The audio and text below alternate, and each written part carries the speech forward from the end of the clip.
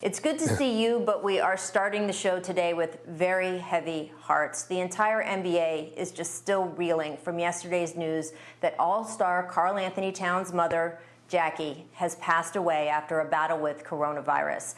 And there's a reason this has shaken so many people. If you spent any time around Kat at all, you spent time around Jackie. She rarely missed a game he played in. She would often travel with the team. She was so full of energy and light and love. She truly became this second mom to so many of his teammates and friends.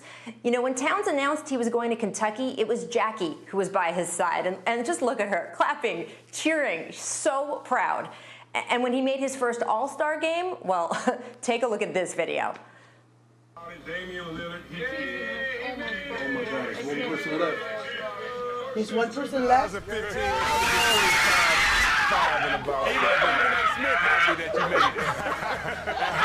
On that all-star team, his first all-star team selection. He and DeMarcus Cousins, the only player to average over. We did it. I knew it was going to happen, and it happened. We did it. Last month, Towns announced that both of his parents had contracted coronavirus and had to be hospitalized. His father, Carl Sr., recovered enough to go home. His mother did not. She was put on a ventilator toward the end of March, and she died yesterday at the age of 58. Jay, Will, you know the whole Towns family just so well. How would you describe the hole that has been left by Jackie's passing?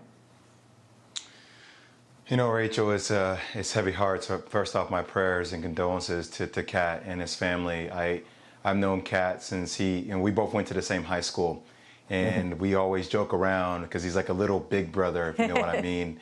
That he was the best player to come out of St. Joe's, and I gave him that respect. But you know, just telling you about Jack, she was the light and the spirit in his sail. She was always with him. She was always extremely positive. And, you know, even when it came time for him to go to Kentucky, she knew it was the right thing. And she's just always been that energy that lifted him up, regardless of the time, the situation, regardless of his challenges he had in Minnesota with the team and them losing. Like, every time I saw her, it was like, hey, Jay, how are you? What's going on? How can I help? And, you know, this whole thing is just, it's been tough for everybody. But I think this just really resonates just with the league as a whole, because all these people know Kat and they know his relationship with his mom, and it's just devastating time for everybody in this world dealing with this pandemic, but especially for Carl and dealing with this with his mom. Yeah, Jay, I'm right there with you. Listen, Rachel, when Karl-Anthony Towns broke the news about a week and a half ago that his mom wasn't doing well, I made it my duty to pray for him and his family every single night. I could relate to him right now because I lost my mother at an early age, and the feeling that you have when you lose your mom is crazy and is unexplainable. When I think about him right now, my prayers are with him and his family. You know, I can't tell him. There's no words that I can express to him to make him feel better. The only advice that I would tell Karl-Anthony Towns is to lean on your loved ones and come together and get through it together through this hard time.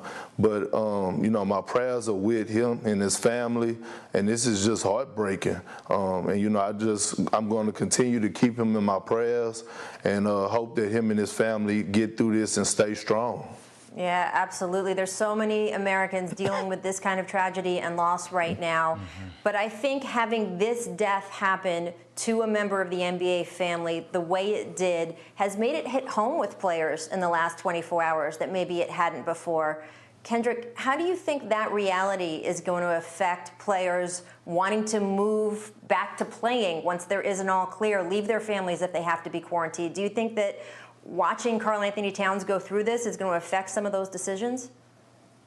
Yeah, absolutely. I mean, you know, when you think about this whole situation, this is, you know, we gotta realize what's more important at this moment, and that's health and staying safe and your family. And you know, no way that, you know, if I was still playing, that I could leave my wife and my 4 kids during this coronavirus pandemic.